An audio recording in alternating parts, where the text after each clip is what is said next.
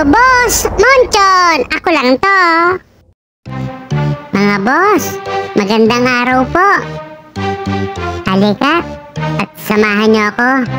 Ipapakita ko po sa inyo kung saan po ako nagtatrabaho.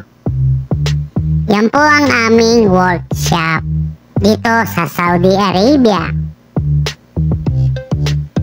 Ituturo ko po kayo sa aming lugar. Yan po yung pinaka main road. Lahat po na nasa kanan ng mga truck, mga equipment, under repair po yan. Naghihintay ng mga new parts para palitan. At sa kaliwa po, yan po yung aming mga buildings. Nandyan po ang transportation office, mga GPS room, control room, nandyan po yan. Yan pong kaliwang building sa dulo, yan po yung pinakatambayan ng mga drivers. Tsaka dyan sila kumakain. Sa dulo po, dun po nakapark yung mga trailer na mga waiting ng spare parts under repair. Yan po.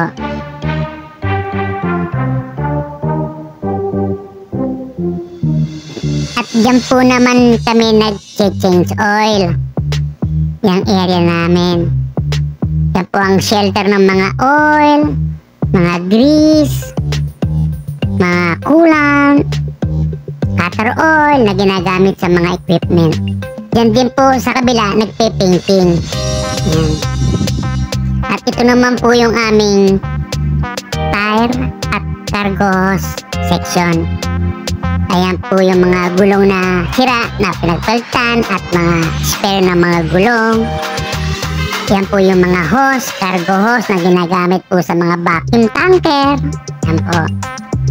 Yan po yung mga pump na under repair. Yan po ginagawa. Yan po.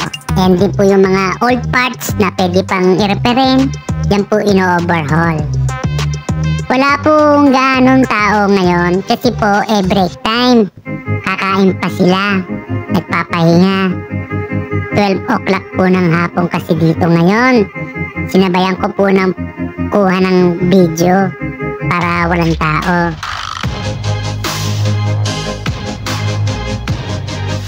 So ayan po yung mga truck namin na under repair, ongoing repair. Yan po. Yan po nakalagay. Sila po yung mga ginagawa ngayon. So wala pang gumagawa kasi break time pa po. Yan.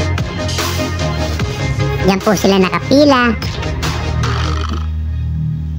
Ayan po yung table ng mga foreman. Yan po gumagawa ng checklist, cabinet ng mga other tools. Ayan po yung mga tools namin. Yan po nakalagay.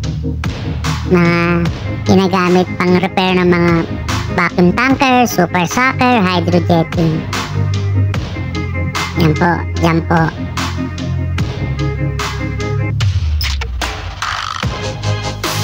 Yan po naman ang aming washing area. Yan. Diyan kami naglilinis ng mga equipment bago repair and after repair. Yan po yung aming pressure washer na panlinis. At the same time, yan din naman po kami nag-training ng mga new jetters and new operator for the equipment of hydrojetting. 20,000 PSI po yan. Ganyan po kalakas. Puto lang katawan nyo pag tinamaan kayo. Yan po yung kunyari bundle tube, exchanger. Kunyari yan po yun para matrain lang sila kung paano gumamit ng tamang paggamit ng hydrojetting lance hose. Yan po. Mga boss, ang mga equipment na nire-repair namin dito super sucker, super vacuum tanker, and hydrojetting. 4 na klase lang po. Yan po. po. Yung ibang equipment po, sa ibang workshop na po yun ng company namin. Yun lang po ang hawak ko ngayon dito. Ayan po. Ayan po yung aming yard or workshop ng kumpanya. At meron din po kaming gym dito. Ayan po, oh, barbell, gawa sa simento. Fabricate lang po ng mga team mechanic yan para healthy body and macho. At dyan po nag-e-exercise si Rosendo at si Ernestong macho. Yan po. Shout out Ernesto na macho. Yan po ang drawer cabinet para hindi mawala yung mga gamit nila, mga team mechanic. Yan po. Uy! Kilala ko yan! Yan pong electrician namin. Shout out Rosendo!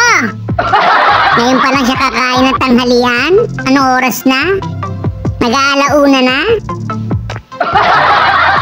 Yan po ang papasok sa aking opisina. Yan po yung aking office. Kasama ko po dyan si Kuya Marlon, yung supervisor mechanic namin. Ayun o, nagpapahinga kasi kakakain lang. Busog na si Kuya Marlon. Ayan po yung aking table. Ayan po. Kita po sa labas yung mga tao pag gumagawa, pag may darating na mga pare-repair ng mga equipment. Kasi po, glass. Uy! Parang ako yan ah. O, paano po, mga boss? Ako naman ang kakain, gutom na ako. Salamat po sa panonood, mga boss. Hanggang sa susunod na video na lang po ulit. Ako po, si Boss Moncho, nagsasabing, ako lang